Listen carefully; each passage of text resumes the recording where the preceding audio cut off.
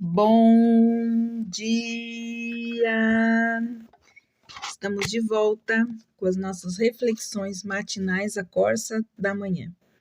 Estamos nessa série de reflexões a respeito do desafio da nossa fé.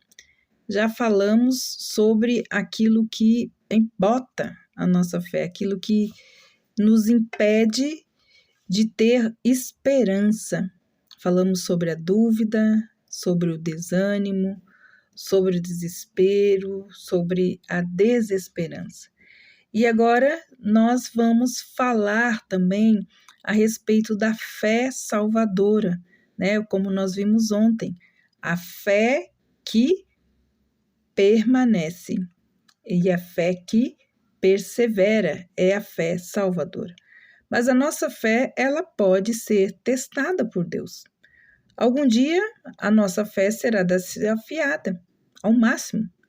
Se Deus testou Abraão, pedindo-lhe a vida de Isaque, se ele testou José, permitindo que ele fosse escravo no Egito, se testou Moisés, deixando-o enfrentar a ira do faraó, e se permitiu que os seus santos fossem apedrejados, cerrados ao meio, tentados e mortos à espada, você acha que a sua fé ficará imune?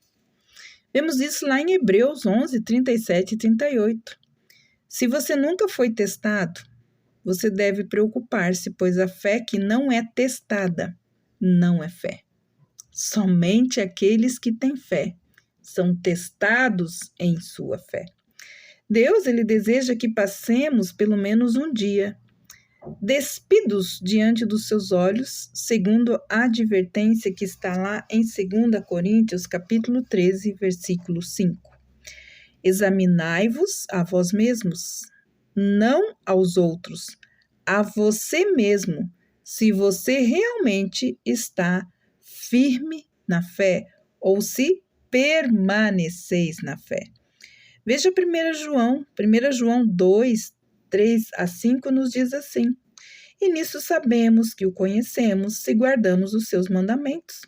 Aquele que diz eu o conheço e não guarda os seus mandamentos é um mentiroso, e nele não está a verdade. Mas qualquer que guarda a sua palavra, o amor de Deus está nele verdadeiramente aperfeiçoado. Nisso conhecemos que estamos nele. O verbo aqui, guardar, está no presente, o que implica, então, uma ação ou um estilo de vida contínuo. Não envolve perfeição, mas sugere continuação e perseverança. O verbo está na voz ativa. O sujeito, nesse caso, é o crente, que realiza a ação. Em outras palavras, o crente é responsável pela obediência. Os crentes não podem desculpar-se, dizendo que o diabo obrigou-lhes a fazer isso. E você? Você guarda os mandamentos de Deus? Para você, isso é um estilo de vida? É assim que devem viver como filhos de Deus. É assim que devo viver como filha de Deus. E você? Você está desapontado? Se você estiver andando em obediência, buscando a orientação divina, então a cura do desapontamento virá. E a cura para o desapontamento é aceitar tudo pela fé como uma tarefa de Deus e descansar na fidelidade dele. Se você compreende a palavra de Deus quando a lê, ou percebe quando um véu a cobri-la, o véu que lhe permite ver claramente os fatos, mas obscurece o sentido espiritual, é difícil para você crer e entender a palavra de Deus. Nós precisamos ver o que está escrito lá em 1 Coríntios, capítulo 2, 12 a 14, que diz assim, 1 Coríntios, capítulo 2, versículos de 12 a 14. Vamos ler. Diz assim a palavra de Deus, 12 a 14. 2 Coríntios 2, de 12 a 14. Digo, pois, isso, porque há alguns de vós que dizem, eu sou de Paulo. Não, desculpa, é capítulo 2. E não recebemos, não, o Espírito do mundo, mas o Espírito que provém de Deus, para que conheçamos os dons que nos foram dados por Deus. Destes também falamos, com palavras ensinadas, não por sabedoria humana, mas como o ensino do Espírito.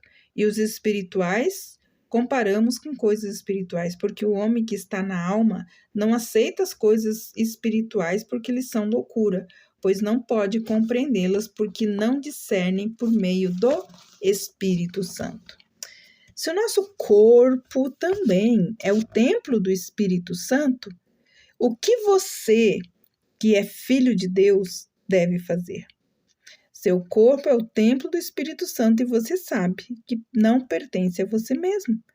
Testifica o Espírito Santo com o seu espírito que você se tornou um filho de Deus. Lembre-se do que falamos do verbo no presente ontem. E, finalmente, pergunta: a sua vida é íntegra?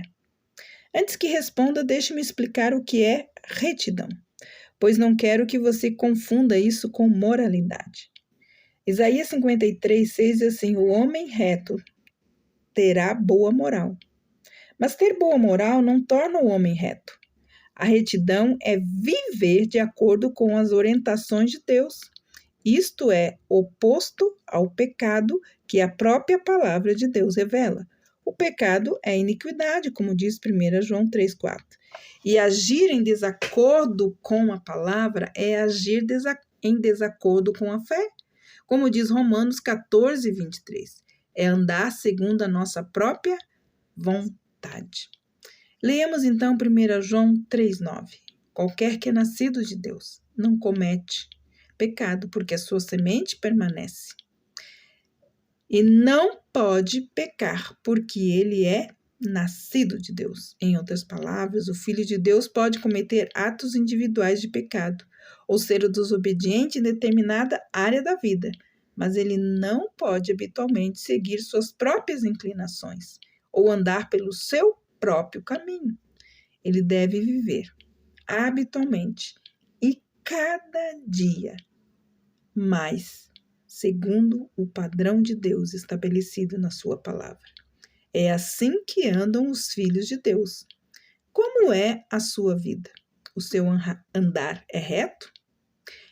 O fruto do seu andar, ele vem por causa que você aceita a orientação, o trabalho do Espírito Santo?